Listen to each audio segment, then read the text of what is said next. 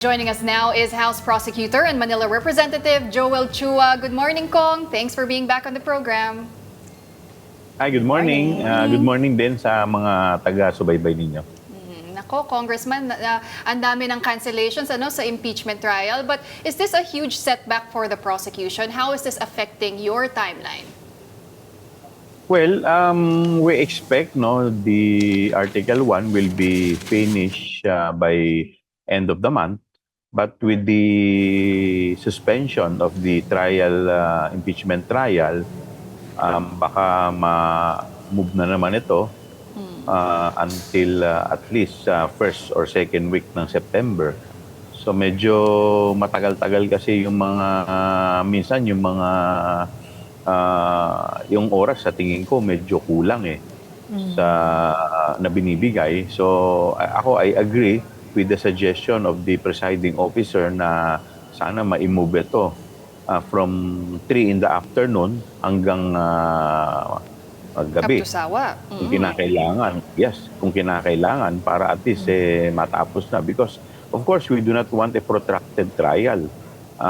Ayaw naman natin umabot na hanggang next year to. So sana by October or by November, tapos na to.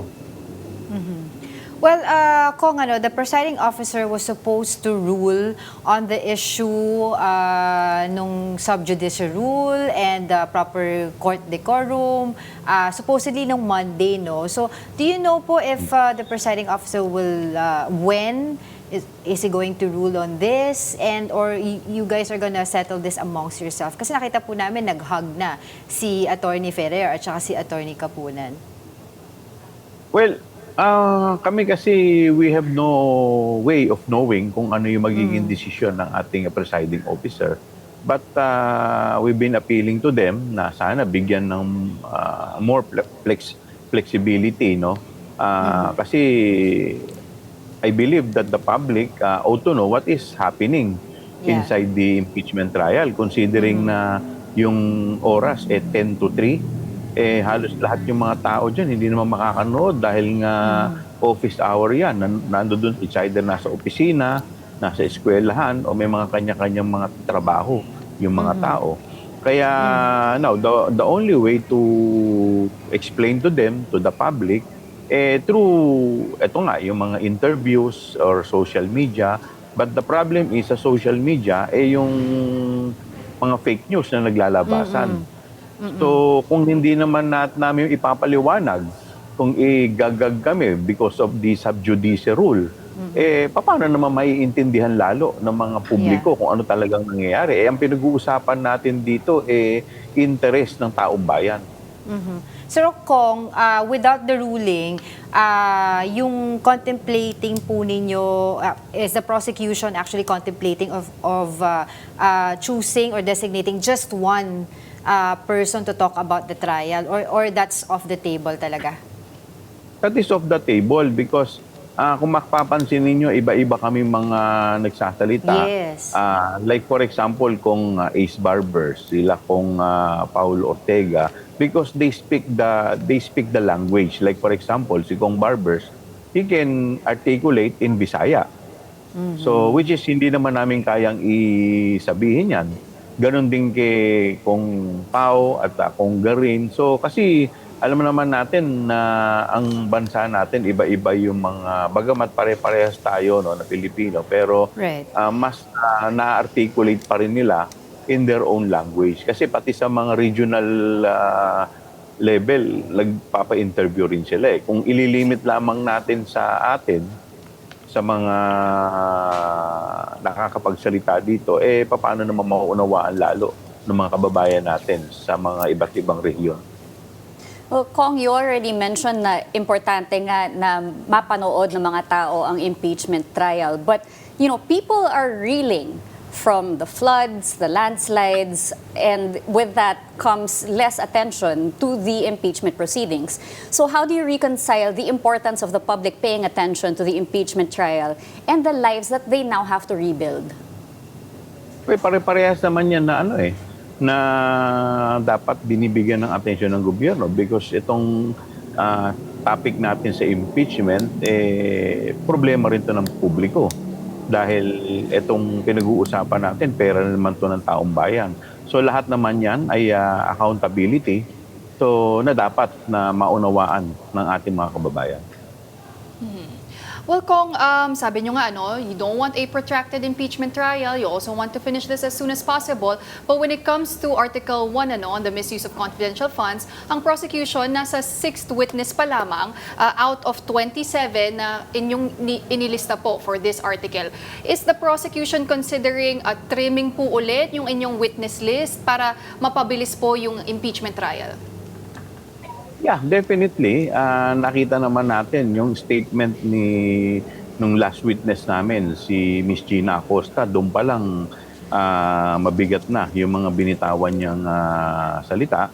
Ganon din yung mga binitawan ng COA. Doon pa lang matitibay na yung mga statement nila. So kung sa tingin namin ay hindi na kailangan yung ibang mga testigo dahil magdadagdag lamang sa bigat, or magpapahaba lamang at wala namang additional value, ibabawas na namin. So we can move on to the next article. Pero Congressman, si Edward Fajarda, sigurado pong iprepresenta pa rin po yan ng prosecution after ni Ms. Gina Acosta? Definitely. Dahil iba naman yung magiging salaysay ni Edward Fajarda, siya naman yung SDO dito sa DepEd.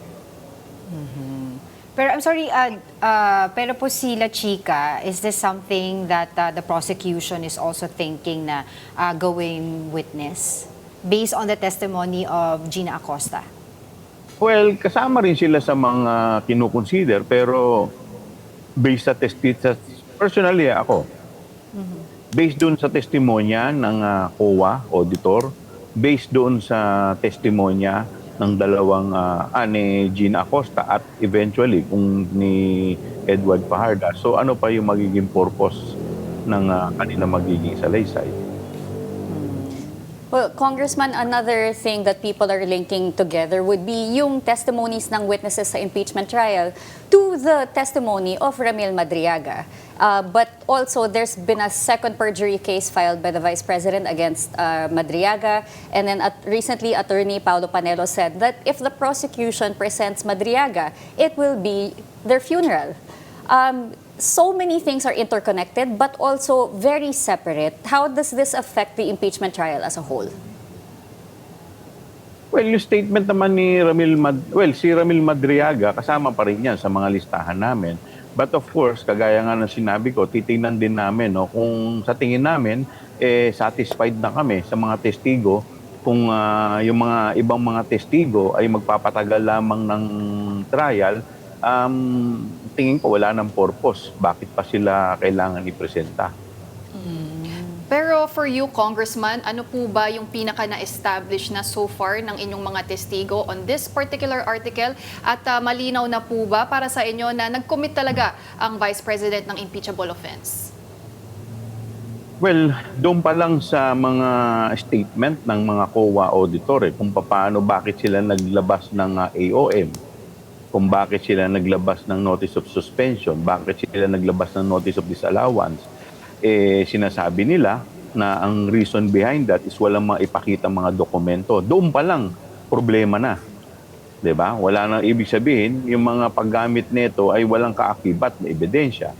Pangalawa, yung sinasabi ni Ms. Gina Acosta na dahil sa kautusan ng head of agency, which is si Vice President, na ibigay ito sa security officer. Doon pa rin lang, problema na. Bakit? Kasi bakit yung buong 125 million ibibigay mo sa isang hindi naman designated disbursing officer at wala namang kinalaman at wala naman sa batas ng authority na mag-disburse. So doon pa lang maliwanag, maling-mali na. So ano pa yung pwedeng maging testimonya dyan? Diba? So nakita natin na walang mga ebidensya. Ibig sabihin ng walang ebidensya, walang maipakitang mga resibo na totoong binili nila, yung mga sinasabi nilang binili nila, mga gamot, mga goods, hinahanapan sila ng sales invoice, ng OR, wala silang maipakita.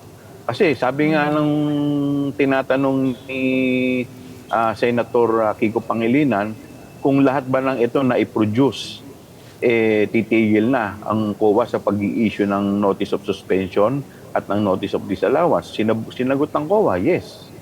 So the fact na hindi sila tumigil, ibig sabihin talagang mali yung paggamit.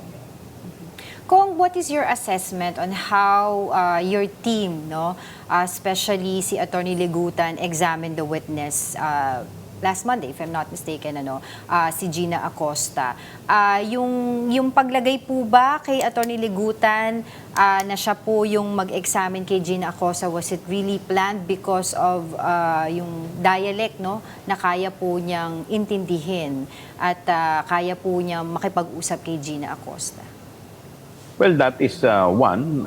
Siyempre, you have to consider na lahat naman kasi kami, may kanya-kanya kaming toka ng mga testigo. So, just so happen, si Gina Acosta ay, yun nga, mas makakross-examine siya in a dialect na naiintindihan niya because they speak the same language kay Attorney Ligutan. But one thing is noticeable during the hearing, yung pagsita ni Yes. Senator Erwin Tulfo. Right. Tama yung pagsita po niya dahil during the committee hearing ng Committee on Good Government, maliwanag naman na i-articulate ni Ms. Gina Acosta yung mga sagot in Filipino and in English dialect. Makikita naman yan dun sa transcript. Why all of a sudden, biglang hindi niya na maintindihan lahat yung mga tanong sa kanya. Diba? So, doon lang makikita mo. Baka may tinatago itong testigong to. Mahirap naman na yung ganyang klase. Kaya nga siya na-declare na hostile, no?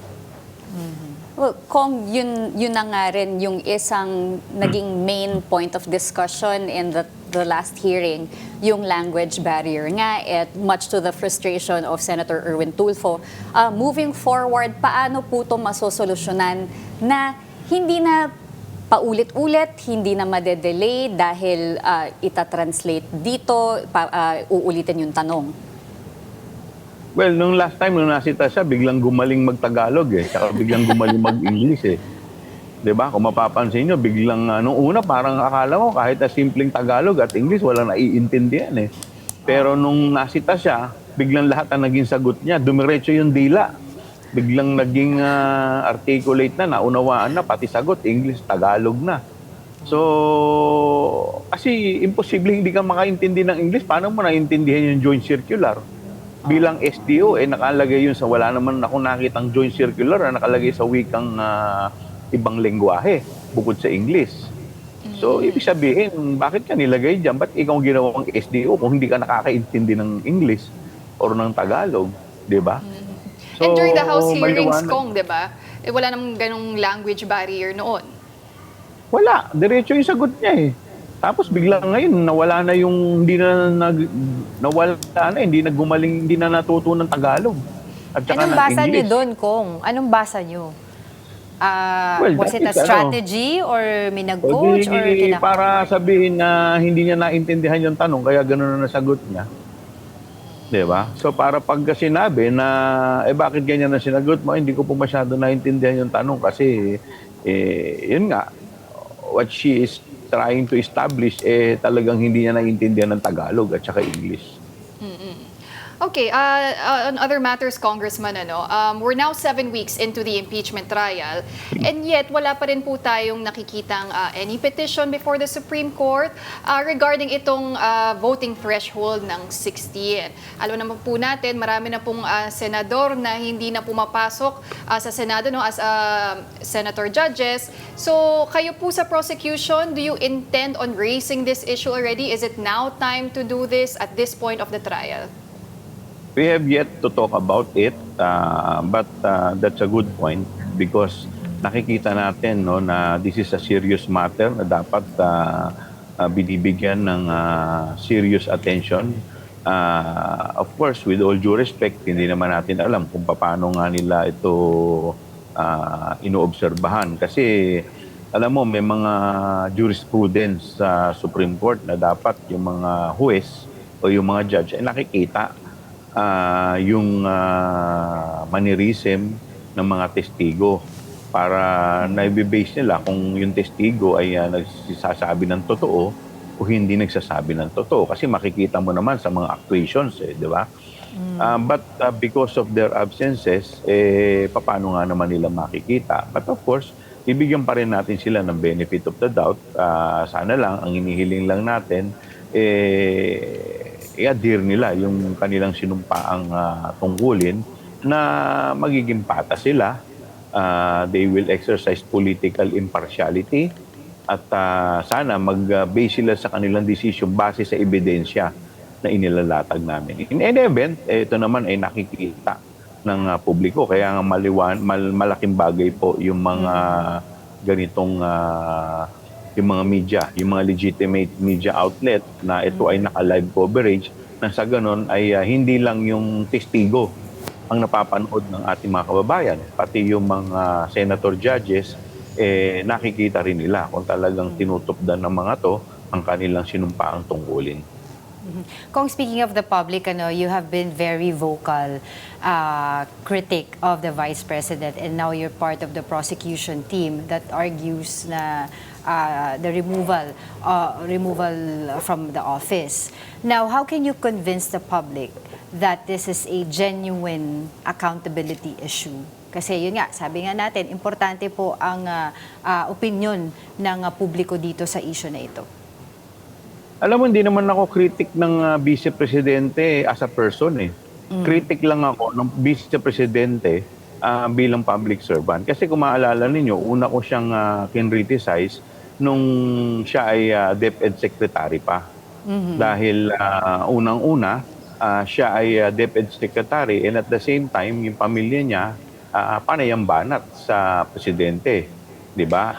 Ako sa totoo lang, at that time, hindi naman ako part ng unit team. Hindi naman nila ako kapartido eh. I don't even know the President personally. Hindi ko naman sila parehas kilala, personal. But, siyempre, bilang public official, bilang part ng official family, at that time, nung una akong nag-criticize, sabi ko, dapat, imbis na tulungan mo yung presidente, bakit ganyan ang ginagawa ninyo? Dapat tayong lahat nagtutulungan dahil at the end of the day, pag hindi naging successful ang presidente, ang kawawa dyan yung ating bansa. Hindi naman yung presidente lang eh. 'Di ba? Napakahirap maging presidente. Tapos naghirap kayong dalawang mga kampanya, tapos bandang huli banat lang kayo ng banat. Alam naman natin, pag nawala yung presidente, sino ba yung magiging rightful successor? Di ba siya? So, yun lang naman yun. But personally, hindi ko naman siya binabanatan on a personal level. Sa akin lang naman yung trabaho lang naman. Tsaka yung bumiyahe siya, tinanong lang sa akin. O di, dapat mas tutukan niya yung trabaho dito. Lalong-lalo na, marami sa mga kababayan natin dito talagang kailangan ng suporta. Yun lang naman yun. Pero hindi naman ako bumabanat sa kanya. Minsan, wala naman kayong maririnig na binanatan ko siya ng personal.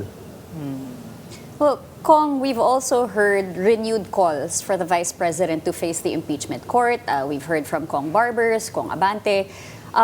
But just yesterday also, sinabi rin ng Vice President na there's no reason for her to face the impeachment court. There's no reason for her to attend because her lawyers represent her. So we're at an impasse here. How do you resolve the impasse? How do you address this? Well, dati kasi nakita naman natin si Justice Corona kung paano niya binigyan ng importansya ang impeachment na nagpakita siya mismo nandoon. But at the end of the day, legal strategy ng defense kung ipepresenta nila ang Vice Presidente o hindi. So, ako naman ay inaantay ko rin kung ano yung kanilang magiging legal strategy. Pero mas maganda rin talaga kung siya mismo ang sasagot. Kung bilang head ng agency at bilang tao na nagbigay ng pagbabanta, mas maganda rin na marinig natin sa kanya yung mga tanong na matagal lang inaantay ng mga kababayan natin. Well, I was wondering kasi kung ang yung pong isyong gusto ng prosecution na magpakita si VP Sara, ang tanong po dito, bakit hindi na lang po gawin ng prosecution na hostile witness po si VP Sara? Is that is that a possibility? Well, sa ngayon, hindi yan ang nasa amin na consideration. But sa akin, it's a matter of legal defense. So sa akin naman kasi, iba rin naman yung ano ko dyan eh. Iba rin naman yung tingin ko dyan. So diskarte nila yan eh, ng defense. Kung ano yung sa tingin nilang mas makabubuti sa kanilang depensa. Dahil baka mamaya, pag siya yung naipresenta, patansya nila, baka mamaya hindi naman makabubuti para sa kanila. So, at the end of the day, diskarte ng defense yan. Alright, and on that note, maraming salamat po, Congressman Joel, for always sharing your time with us and your insights. Thank you. Again, that was House Prosecutor and Manila Representative, Congressman Joel Chua. Thank you, Kong. Thank you. Maraming salamat.